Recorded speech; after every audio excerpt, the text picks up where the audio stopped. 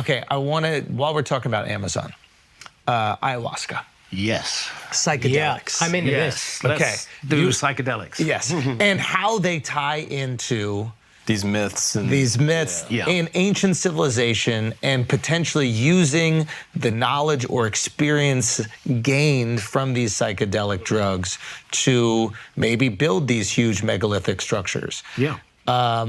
How big a role do you think psychedelics have played in prehistory? Well, it's one of the reasons why we should never look for ourselves in the past, because we've had the horrific, vicious, evil thing called the war on drugs for the past 50 plus years, which is gradually going away, thank God, you know, but we're a culture that's hated psychedelics since the time of Richard Nixon.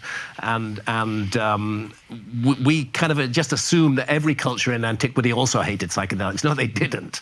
They were deeply involved with psychedelics, whether you're talking about the Eleusinian mysteries in ancient Greece.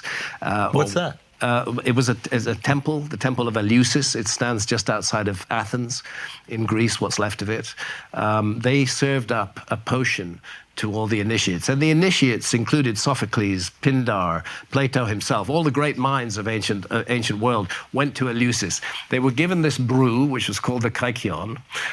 Then they went down into these deep chambers underneath the Temple of Eleusis. And then they had extraordinary experiences, which gave them revelations about the nature of reality. They ceased to fear death. They knew that they knew that death was not the end. They had no fear of death anymore after they'd had this experience. It sounds a lot like a psychedelic experience. And then we have the work that's been done on that brew. And that brew was made, we're told it was made from barley, mint, and water. But what grows on barley is Claviceps paspali, which is an LSD-like fungus. I love it. Ergot, I love it. which is soluble in water. There are ergots that are very dangerous, but there are also ergot. Ergot is the class of fungus to which this belongs. Okay. And some of them are extremely dangerous. But this one is soluble in water, is not dangerous, and is basically LSD.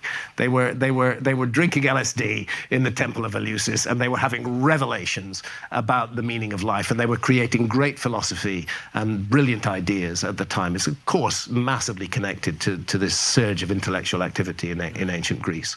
But ayahuasca...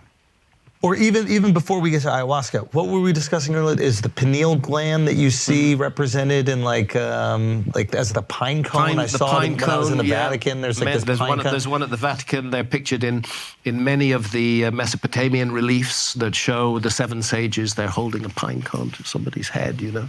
Yeah.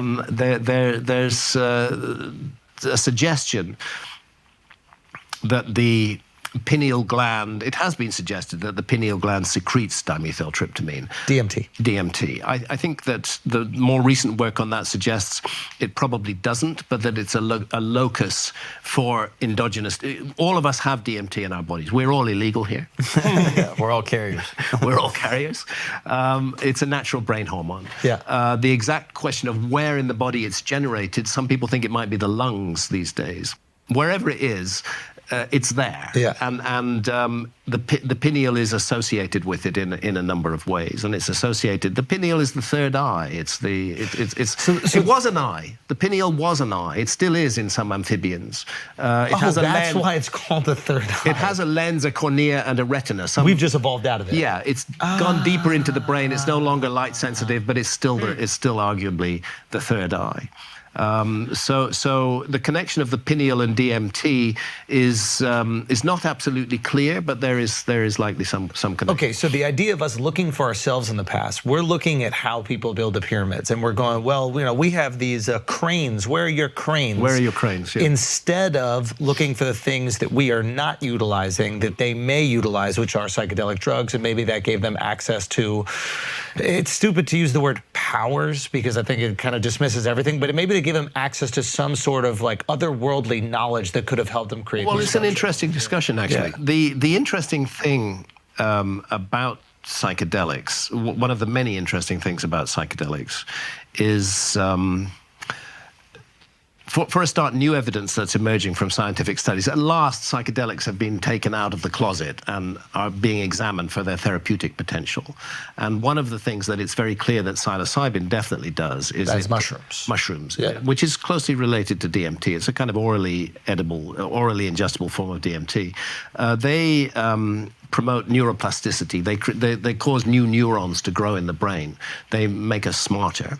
Let us pay great tribute to Terence McKenna, a brilliant thinker in this field, whose book, whose stoned ape hypothesis, and whose book, The Food of the Gods, was one of the early recognitions that psychedelics may have been the trigger that took our ancestor out of millions of years of boredom and put them on the path that we recognize as modern humanity. Yeah.